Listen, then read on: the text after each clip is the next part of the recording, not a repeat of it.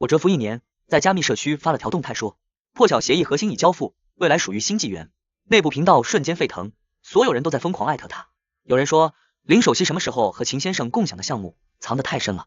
热度攀至顶峰时，我把新搭档的 ID 拉进频道，我说，误会，这位才是我的合伙人。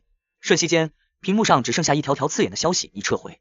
我追逐他的背影7年，构建了无数关于未来的代码，却在他亲手将我推下神坛的瞬间，按下了全部人生的删除键。那么，监护者，这次换我来裁决终局。凌晨3点，我敲下最后一行字简代码，关闭了名为天穹的量子计算架构项目界面。加密社区的特殊提示音连绵响起，不用看也知道，是我1年前设置的特殊关注。我的监护人兼上司，量子安全局首席林双。我点开内部频道，置顶的赫然是他与秦昭联名发布的公告，关于深蓝下一代加密算法主导权的联合声明。秦昭，那个3年前空降到局里的天才，林双家族指定的联姻对象，也是他近年来倾尽资源扶持的接班人。而深蓝本是我的天穹项目最核心的衍生应用。频道里一片祝贺之声，我的指尖在冰凉的桌面划过，最终停在加密相册的入口，里面只有一张照片，18岁生日那年。林双将一枚特制量子密钥 U 盘挂在我脖子上，说，墨渊，你的未来在星辰大海，而我的责任是守护你抵达。7年了， U 盘早已被更先进的生物密钥取代，而那个承诺守护我未来的人，正亲手将我通往未来的阶梯一块块拆给别人。我闭上眼，切断社区连接，是时候了。调出加密通讯录，我向远在苏黎世的联邦理工学院量子研究院发送了早已准备好的申请函，附上了天穹项目的非涉密核心摘要。我说，申请加入创世计划，研究方向，量子纠错算法的现实壁垒突破，可随时到岗。点击发送，没有犹豫。窗外，这座我待了7年的庞大科研都市依旧灯火璀璨，像一座精密运转的巨型机器，而我曾是其中最被看好的一枚齿轮。现在，这枚齿轮决定自行脱落。3天后，申请通过的回执与电子机票一同抵达，起飞时间1个月后。我没有告诉任何人，包括林双。过去1周，我没再主动联系过他，这在过去7年是难以想象的。从被林家监护培养开始，我的生活、学业、职业，每一步都绕不开他的影子。他是导师，是上司，是仰望的星辰，也是我深埋心底无法言说的秘密。18岁那晚，我借着一场算法竞赛胜利的冲动，将这份秘密宣之于口，换来的是他长达3个月的海外督察任务，以及归来后日益冰冷的界限和公事公办的语气。秦昭就是在那之后出现的。局里开始流传，林首席需要一位门当户对的搭档，既能稳固家族在尖端科技领域的影响力，也能彻底断绝某些不该有的念头。我成了那个不该有的念头，但我以为至少我的能力，我的价值，是我站在他身边的平一。直到此刻，我才明白，在更高的棋局里，一颗不安分的棋子首先会被剔除出核心地带。墨渊，来一趟我办公室。内部通讯器响起，是林双的首席助理，语气刻板。我整理了一下白大褂，走向位于顶层，可以俯瞰整个研发园区的那间办公室。推开门，林双正背对着我，站在巨大的落地窗前，剪裁利落的黑色制服衬得他身形挺拔，一如我记忆中那样威严又遥远。我说，首席。我站在门口，没有像以前那样靠近。他转过身，眉眼间是惯常的冷冽，只是眼底有一丝不易察觉的疲惫。他说，深蓝算法的最终评审会提前了，下周1。我点头，我说，我知道了。他说，你的天穹项目因为与深蓝存在部分底层逻辑重合，评审委员会认为需要暂缓，等待深蓝的评估结果出来后再做决定。他的声音没有波澜，像是在宣读一份普通文件。我猛地抬头，天穹是我独立带领团队攻坚了几年的心血，是理论上能突破现有量子计算力瓶颈的框架，而深蓝不过是秦昭基于我早期一篇论文思路拓展的应用加密算法。我说，理由是什么？我的声音有些发涩。他说，资源优化配置，局里明年预算吃紧，无法同时支持2个存在竞争关系的大型项目。他走到办公桌前，指尖点了点一份虚拟文件。他说，秦昭的深蓝有更明确的应用场景和合作方支持，更明确的应用场景，合作方支持。我想起公告上那个耀眼的联合署名，忽然明白了，这不是技术评估，是资源与影响力的裁决。我说，所以我的项目要被无限期搁置，只为给他的项目让路。我直视他的眼睛，试图找到一丝过去的温度，或者至少是歉意，但他只是微微蹙眉，带着一丝不耐。他说，墨渊，注意你的措辞，这是集体决策，你是局里最顶尖的架构师之一，应该把眼光放长远。深蓝成功后，自然会有更多资源回流，集体决策。我几乎要笑出来，谁不知道量子安全局内部，他领首席的一票抵得上半数委员。我说，我明白了，所有的争辩和愤怒，在触及他冰冷目光的瞬间，冻结成更深的无力。我转身欲走，他说，等等。他叫住我，他说，下周的评审会你也出席，作为原技术路线的提出者，你的意见对委员会有参考价值。参考价值是让我亲口承认自己的心血不如别人的嫁衣，是让我在所有人面前为秦昭铺好最后一块登顶的台阶。我说，好。我没有回头，拉开门走了出去。走廊空旷，我的脚步声回荡，回到自己的独立实验室，团队成员都小心翼翼地看着我，显然消息已经传开了。有人说莫公副手张了张嘴，不知如何安慰。我说继续做我们自己的事。我打开终端，我说天穹的备用服务器阵列维护不能停。另外，帮我整理一下项目从立项到现在的所有关键节点文档，尤其是被深蓝引用或借鉴的部分，做一份清晰的对比报告。副手眼睛一亮，他说您这是？我说不管结果如何，我盯着屏幕上流淌的复杂代码。我说属于我们的东西，痕迹必须清楚。1周时间转瞬即逝，评审会当天，我换上正式的深灰色西装，带着那份厚厚的对比报告，走进了局里最大的全息会议室。椭圆形的会议桌旁坐满了人，都是局内外的专家和高层。林双坐在主位，旁边是精心打扮过、意气风发的秦昭。我的位置被安排在靠近门边的末座。会议流程乏善可陈，秦昭的演示华丽却空洞，大量堆砌概念，核心技术要点语焉不详。但每当有委员提出稍尖锐的问题，林双总会恰到好处地接过话头，或引导，或化解。轮到我发言时，会议室安静了一瞬。我起身，没有打开那份准备好的对比报告，只是将目光投向主位。我说，对于深蓝算法，我只有一个问题。我的声音清晰平静。我说，其宣称的革命性量子态加密效率，基于的第3阶段假设，在现有物理约束下，是否经过足量且可重复的极端环境模拟验证？据我所知，局里唯一能满足该验证条件的深渊模拟器，过去半年的使用日志显示，其 98% 的基石被用于天穹项目的压力测试。秦先生，您的验证数据从何而来？话音刚落，会场响起低低的议论声，这是个技术死穴。秦昭的脸色瞬间变了，他下意识看向林双，林双的目光与我相接，那里面没有惊讶，只有一片深沉的寒意。他轻轻敲了敲桌面，声音不高，却压住了所有议论。他说，墨渊工程师的提问很专业，深渊模拟器的使用涉及多项机密任务，具体日志不便在此公开讨论。秦昭团队采用了联合外部实验室数据进行交叉验证，相关报告已通过保密渠道提交给核心评审组。他顿了顿，视线扫过全场，他说，技术细节的争议可以会后再行核实。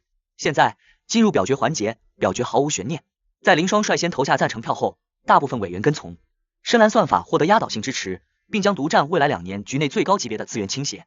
而我在结果宣布的那一刻，已经收起终端，起身离席。身后传来秦昭抑扬顿挫的获奖感言，以及他特意提高的声音。他说，在这里，我尤其要感谢墨渊工程师早期的开拓性工作，为我提供了宝贵的思路。希望未来我们还能有合作的机会。我没有回头，径直走出了会议室。走廊的冷光刺眼，我将西装外套搭在手臂上，仿佛卸下了一层沉重的铠甲。合作不必了。回到实验室，我打开加密社区，无视了无数跳动的消息提示，只点开那个特殊的对话窗口。苏月，我在苏黎世联邦理工的学姐，也是创世计划的外联负责人。我说，机票已定，4周后抵达，需要我提前远程接入熟悉环境吗？他的回复快得惊人，他说，随时欢迎。另外，有个惊喜可能会比你早到一步，注意查收。惊喜？我蹙眉，正想追问，实验室的门被敲响了。来的不是林双，而是他的首席助理，手里拿着一份调动通知。他说，莫公，根据评审会结果及资源调整方案，您的团队编制暂时缩编，经首席批示，即日起，您将作为高级技术顾问，支援深蓝项目组的数据安全模块构建工作。原实验室即日清退，相关设备移交。我看着那张毫无表情的脸，又看了看他身后隐约可见的属于后勤处的人影，这么快，连一夜的缓冲都不给。我点了点头，什么也没说，开始默默整理个人物品。那枚早已不用的旧量子密饵肉盘静静躺在抽屉最深处，我拿起它，金属外壳冰凉，7年耕耘，一朝尽毁，连立足之地也要立刻夺走。林双，这就是你为我规划的长远的眼光吗？我将 U 盘揣进口袋，抱起装满个人物品的箱子，在团队成员沉默而复杂的注视下，走出了这间承载了我无数日夜的实验室。箱子里有一份刚刚打印出来的纸质版的天穹项目架构图。在踏出门口的那一刻，我松手，任它飘落在地，被紧随其后负责清场的人员毫不留情地踩过。调岗后的日子像设定好程序的机械循环，我从独立带领团队的首席架构师变成了深蓝项目组里一个尴尬的存在。秦昭不会真的让我接触核心，分配给我的尽是些边缘的数据清洗、接口适配、文档整理工作，美其名曰高级顾问，实则是技术苦力。项目组的人看我的眼神各异，有幸灾乐祸，有同情，也有漠然。我屏蔽所有杂音，只专注于手头被指派的任务，准确、高效、沉默，仿佛一台没有情绪的处理器。我甚至感谢这种高强度、低创造性的重复劳动，它占据了我所有清醒的时间，让我无暇去思考林双，去回味那份持续了7年，如今只剩钝痛的空洞。直到1周后，局内年度基石奖的初选名单公示。基石奖，量子安全局乃至国内相关领域的最高青年荣誉，不仅仅是一份荣耀，更意味着后续至少5年的专项基金支持、独立立项权以及不可估量的行业地位。历年获奖者无一不成为各自领域的领军人物。今年我的天穹项目本是最大热门，即便它现在被暂缓，但前期积累的突破性成果和业内声望，依然让我在初选评议中获得了最高票。然而，公示名单上，我的名字后面标注着一行刺眼的小字：经综合评议，建议暂缓授奖，项目资源调整期有待观察。而秦昭的名字赫然列在替补推荐的第1位。推荐理由里，大篇幅描述深蓝算法的战略意义和应用前景。公示一出，内部论坛哗然，谁都知道暂缓在这种评选中几乎等于出局。而深蓝尚未经过实际验证，其战略意义从何而来？我坐在临时分配给我的狭窄工位上，看着光屏上的名单，内心一片麻木的平静。该来的总会来。林双要扶秦昭上位，自然要为他扫清一切障碍，包括我这个曾经最亮的绊脚石。莫公，首席让你去他办公室一趟。助理的通讯再次响起。这一次，办公室里的气氛更加凝重。除了林双，还有局里分管科研的赵副局长，以及2位德高望重的技术委员会元老。赵副局长开口，他说：“莫渊，关于基石奖的公示，你有什么想法？”他语气还算温和。我站得笔直，目光扫过林双，他端坐着，指尖在扶手上轻轻敲击，看不出情绪。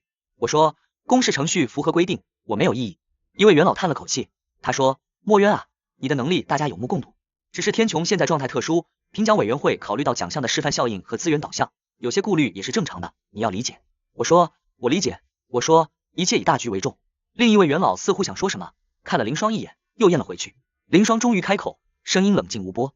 他说：“基石奖不仅是对过去的肯定，更是对未来的投资。局里需要确保奖项授予最能代表未来方向，最能整合资源推动实际进展的人和项目。秦昭的深蓝背后有重要的战略合作方，这是天穹目前不具备的。战略合作方，我忽然想起苏月提到的惊喜，难道？当然，你的贡献不会被抹杀。”林双话锋一转，他说：“评审委员会决定在颁奖典礼上为你颁发特别贡献奖，以表彰你在量子架构领域的先驱工作。特别贡献奖，一个安慰性质的、毫无实际资源支持的虚名，用我3年的心血为秦昭的锦绣前程做一块垫脚石，还要我亲自到场，微笑接受。”林双看着我，他说：“颁奖典礼在下周5，届时会有多家核心媒体在场，你知道该怎么做？”我知道，保持风度，扮演好一个顾全大局、甘为人替的前辈角色，用我的落魄衬托秦昭的辉煌。我说：“是，首席。”我垂下眼帘，走出办公室。我在走廊的拐角遇到了秦昭，他显然是特意等在这里，脸上挂着志得意满的笑容。他说：“莫公，真是遗憾。”他嘴上说着遗憾，眼里却满是得意。他说：“不过首席说了，以后深蓝项目组还得仰仗您的技术支持，毕竟您最熟悉那些底层的东西，对吧？”底层的东西，他将我的核心框架轻蔑地称为底层的东西。我说：“秦先生客气了。”我说：“做好分内事而已。”他说：“那就好。”他凑近一步，压低声音，语气却带着毒刺。他说：“哦，对了，忘了告诉你，你原来那间实验室，首席已经批给我做新的算法验证中心了，里面那些老旧的设备我都让人清走了，换了最新的，毕竟旧的不去，新的不来嘛。”他说完，拍了拍我的肩膀，扬长而去。我站在原地，指尖深深掐入掌心。那间实验室里，有我和初期团队成员无数个日夜调试设备的记忆，有我们庆祝第一个阶段性突破时留下的涂鸦，甚至有林双某次深夜视察时顺手帮我修正的一个参数笔记。旧的不去，新的不来。他说的不仅仅是设备。周5，颁奖典礼在局总部大厦的星空礼堂举行，灯火辉煌，嘉宾云集。我穿着那套深灰色西装，坐在后排角落的位置，看着前方主桌上林双与秦昭并肩而坐的身影。流程按部就班，领导致辞，回顾成就，展望未来，然后是特别贡献奖的颁发。主持人念出我的名字和获奖理由时，台下响起礼节性的掌声，目光纷纷投来，夹杂着探究、惋惜和一丝不易察觉的轻蔑。目光纷纷投来，夹杂着探究、惋惜和一丝不易察觉的轻蔑。我走上台，从颁奖嘉宾手中接过那座冰凉的水晶讲座，聚光灯有些刺眼。我看向台下，林双正注视着我，眼神深邃难辨。我说：“感谢评审委员会的认可。”我的发言简短到极致。我说：“这对我是一段工作的句点，句点不是逗号，不是省略号，是彻底的终结。”台下静了一瞬，我微微鞠躬，转身准备下台。请留步，莫渊工程师。秦昭的声音通过麦克风传来，带着笑意。他拿着属于基石奖的奖杯，风度翩翩地走上台，站到我身边，面向观众。他说：“能获得基石奖，我深感荣幸，也倍感压力。”他侃侃而谈，感谢领导，感谢团队，感谢家人。最后，他话锋一转，看向我，他说：“在这里，我必须特别感谢一个人，那就是莫渊工程师。”他笑容诚挚，他说：“如果没有您早期在量子态纠缠加密领域那些奠基性的论文，就没有深蓝今天的雏形。您是我学术道路上重要的引路人。”他向我伸出手，他说：“在这个对我人生至关重要的时刻，我真的很希望能得到您的祝福，您不会吝啬吧？”全场目光聚焦在我身上，引路人、祝福，将我剥皮拆骨，踩在脚下登上领奖台后，还要我亲手为他加冕。无数的镜头对准了我，我甚至能想象明天科技媒体的标题会怎么写：昔日天才甘为后辈铺路，格局之大令人钦佩，或是基石奖得主公开致敬前辈，一段佳话。林双在台下静静的看着，仿佛一场与他无关的戏剧。我慢慢抬起手，没有去握秦昭悬在半空的手，只是轻轻扶了一下自己的讲座。然后我抬眼，因向秦昭故作期待的眼神，也扫过台下林双平静无波的脸，嘴角牵起一个极淡极冷的弧度。我说恭喜，我说没有多余的字眼。然后在秦昭错愕、全场微愣的注视下，我拿着那座名为特别贡献的耻辱柱，径直走下台，穿过侧面的通道，离开了星光璀璨的礼堂，将所有的喧哗、目光、算计统统抛在身后。我没有回那个临时的工位，也没有回局里分配的公寓，我直接去了机场附近的酒店。打开终端，加密社区里，苏月的信息躺在最上面。他说：惊喜落地，你那位监护人的手伸得比想象中还长。欧洲量子联盟刚刚收到来自亚洲某方的正式照会，质疑创世计划接收敏感项目前核心人员的潜在风险。不过别担心，联邦理工的学术独立招牌，不是几张照会就能撼动的。顺便，你要的深渊模拟器非正常访问日志脱敏版，作为惊喜附赠，以发你加密通道，看看谁在说谎。我点开附件，快速浏览，日志清晰显示，在过去半年深渊模拟器被天穹项目占用的基石之外，仅有几次极短的低权限测试访问记录。来自秦昭的权限卡根本不足以完成他宣称的极端环境模拟验证，而他提交给评审委员会的联合外部实验室验证报告，在学术数据库里根本查不到对应出处。伪造数据，骗取项目资源和最高荣誉，林双，你知道吗？还是说你知道却选择了默许，甚至纵容？我靠在酒店的落地窗前，窗外是都市永不熄灭的流光，心脏的位置传来一种空洞的冰冷的钝痛，甚至超过了之前的愤怒和委屈。原来彻底死心是这样的感觉，不是轰轰烈烈的爆炸，而是所有温度被瞬间抽离，只剩下一片荒芜的寂静。就在这时，终端震动，一个内部紧急通讯请求强行切入，优先级最高是林双。我盯着那个闪烁的头像，久久没有动作，铃声固执的响着，一遍又一遍。最终我按下了接听，但没有开启视频。他说：你在哪？他的声音传来，带着一丝不易察觉的急促，以及背景里隐约的喘息声，还有水声。我沉默。他说：墨渊，回答我，颁奖典礼后你去哪了？立刻回局里。他的语气带上了命令式的严厉，但那份急促的喘息背景音却显得格外突兀。我的目光落在酒店信息屏上显示的日期和时间，忽然想起，今天似乎是某个微不足道的，只被我一个人记得的日子。7年前的今天，是我被他正式接近林家，成为他监护对象的日子，也是我第一次叫他姐姐的日子。听筒里传来一个模糊的、属于秦昭的、带着艳足和慵懒的男声。他说：双，谁啊？这么晚？声音很轻，但足够清晰。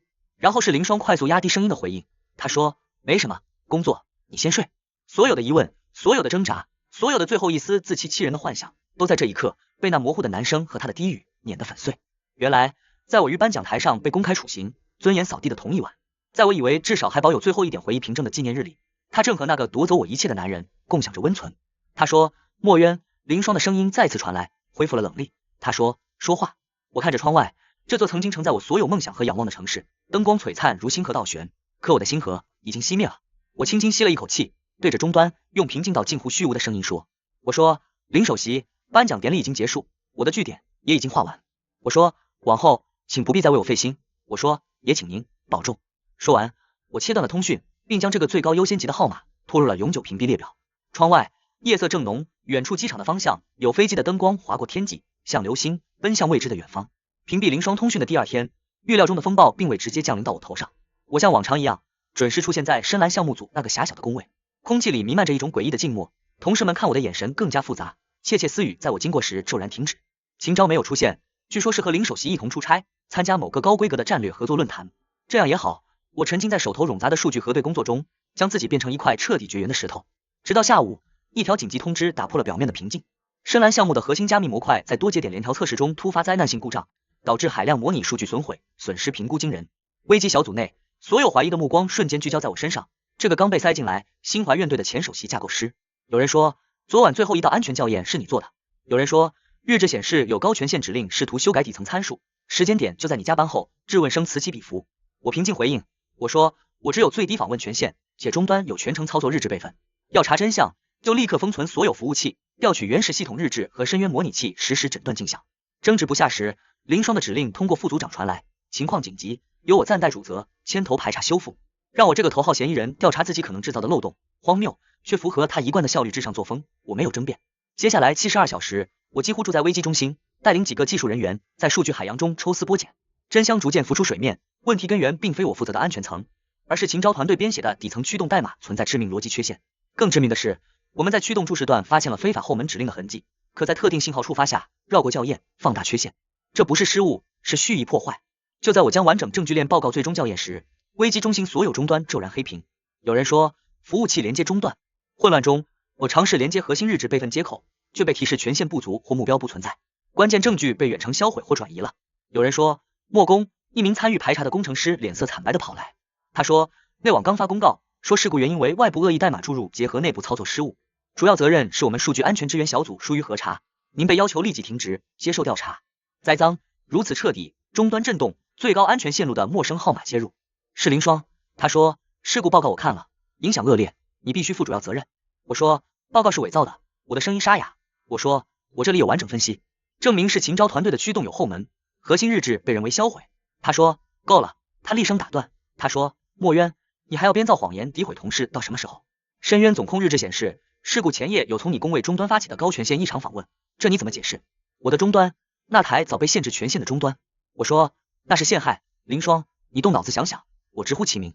通讯那头沉默一瞬，传来他更冷，甚至带着失望烦躁的声音。他说证据确凿，安全委员会已立案。看在过去情分上，我给你指条路，对外承认是工作疏忽未能防住新型外部攻击，主要责任项目组集体承担。对内，你去西北数据备份中心锻炼几年，风头过去我再调你回来。西北备份中心，技术人员的流放地，学术生命的坟墓。我说这就是你给我的路，替他的技术缺陷和蓄意破坏背锅，然后发配边疆。他说莫渊，你怎么变得这么偏激？这是保全你对各方最好的方式。秦昭的项目不能倒，事关大局，你要以大局为重。大局又是大局，我的事业清白未来在他的大局前轻如尘埃。我说如果我拒绝，他说那你将被开除，承担法律责任，学术声誉尽毁，行业内再无立足之地。他语气斩钉截铁，最后一丝火星熄灭。原来在他心里，我早已不是需要守护的弟弟，也不是值得骄傲的弟子，只是一个需要被清理掉的麻烦。我说林双，我声音平静的可怕。我说你还记得我父母在实验室事故去世前托付给你时说的话吗？通讯那头呼吸骤然加重。我说他们让你护我平安，让我做喜欢的研究，去往他们没能抵达的星辰大海。我说你当时握着我的手，对我父母发誓，说只要你在，就不会让任何人任何事伤害我。我说这枚 U 盘，我掏出一直随身携带的旧量子密钥 U 盘，冰凉的金属硌着掌心。我说是你当时挂在我脖子上的，你说里面有你的第一道防火墙核心算法，它会代替你，永远保护我数据世界的安全。我将 U 盘轻轻放在旁边机柜上，发出清脆异响。我说现在物归原主。我说林首席，我用最疏离的语气，我说谢谢您这些年的照顾，是我无能，让您费心，也让您失望了。我说从今以后，您的责任，您的大局都与我无关。我说我们到此为止，我不再理会通讯那头可能传来的任何声音，捏碎了通讯器核心芯片，碎片洒落，如同我7年里破碎的所有幻想。我起身，挺直脊背，穿过或同情或躲避的目光，走出危机中心，走出这栋大厦，没有回临时公寓，直接去了机场，用苏月提前准备的另一个身份 ID 领取机票，通过安检。候机厅，我更新了加密社区最后一条动态，我说此 ID 永久休眠，山高海阔，各自珍重。点击发送，注销账户。登机广播响起，我走向登机口，将那枚旧 U 盘留在了候机厅的垃圾桶里。再见林双，再见我荒唐的7年。飞机冲入云霄，舷窗外熟悉的城市在云层下彻底消失。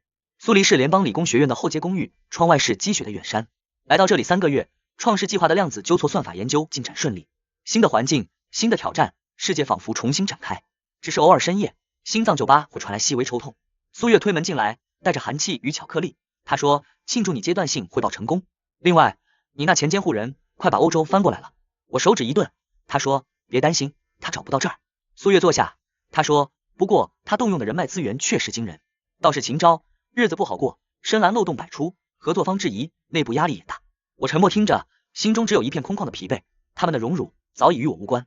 还有，苏月语气严肃，他说我们还原了部分被销毁的日志碎片，证明当时远程触发后门篡改你终端日志的权限指令，最终关联到秦昭的私人加密设备。我猛地抬头，他说他自己埋雷，更像是一开始留的后门，为了窃取数据或要挟，结果玩脱了。苏月分析，他说至少证明你当初的怀疑没错，事故不是意外，更不是你的责任，真相来得太迟，迟到我已不再需要他证明自己。几天后，苏月拉我去维也纳参加欧洲量子计算产业峰会。主论坛上，演讲嘉宾名单出现那个熟悉的名字，林双，亚洲量子安全联盟首席顾问。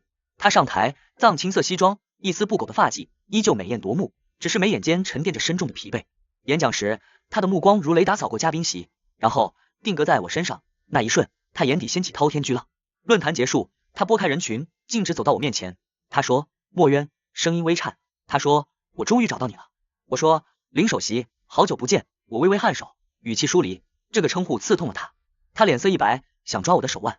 他说：“我们谈谈，单独谈谈。”我后退避开。我说：“抱歉，我和同事还有安排。”他的目光锐利射向苏月，带着敌意。他说：“就5分钟。”他看着我，眼神恳求。他说：“有些话我必须亲口说，关于当年。”我说：“当年的事过去了。”我迎着他的目光，我说：“真相如何已不重要，我有新的生活，新的方向。林首席，我们都该向前看。”他说：“没有你，我怎么向前看？”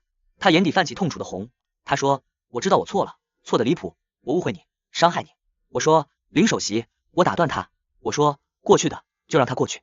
您对我有养育教导之恩，我铭记，但其他的，无论是作为下属还是被监护人，缘分已尽。”我顿了顿，看着他，我说：“祝您今后顺利，也请您保重，不要再为我费心。”说完，我示意苏月转身欲走。他说：“墨渊。”他在身后喊，声音绝望。他说：“如果我说我爱你呢？不是对弟弟，不是对下属，是一个女人对一个男人的爱，从很久以前就开始了，只是我不敢承认。你会不会再给我一次机会？”我的脚步顿住，背对着他，心脏被无形之手攥紧，疼得无法呼吸。这句话我等了整整7年，在我最渴望的年纪幻想过无数次。可现在他来了，在我心死之后，像废墟上迟来的一场春雨，盛大而无用，多么讽刺。我慢慢转身，他脸上有泪痕，眼神脆弱哀求。我压下喉头哽咽，维持声音平稳。我说：“林霜，谢谢您告诉我这个。”我说：“但是太迟了。”我说：“我爱过您，用尽了我整个少年和青年时代的热忱，但那长爱连同那个盲目赤诚的我自己，都已经死在去年的颁奖礼后台，死在您让我顾全大局的电话里，死在西北备份中心的流放通知上。”我说：“现在的墨渊是创世计划的墨渊，是苏黎世的墨渊，他的人生规划里已经没有林霜这个变量了。”我说：“对不起。”我说：“也再见。”我没有回头，拉着苏月快步离开，将他迟到的告白彻底留在身后。我以为这就是结局，在异国寒风中画上遗憾的句号。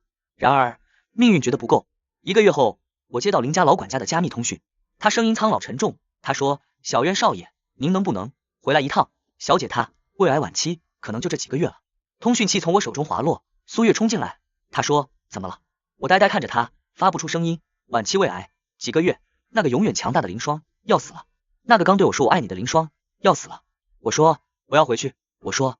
他说：“你想清楚，回去意味着面对他的病痛，林家的态度，过去的一切。”我说：“我知道。”我打断他，泪水涌出。我说：“我知道意味着纠缠、痛苦，可能要亲眼看着他消失。”我说：“但我必须回去。”我说：“我恨过他，怨过他，决心忘记他，可我从来没有停止过爱他。”我说：“如果这就是结局，我至少要陪他走完最后一段路。”我说：“我不能让他一个人。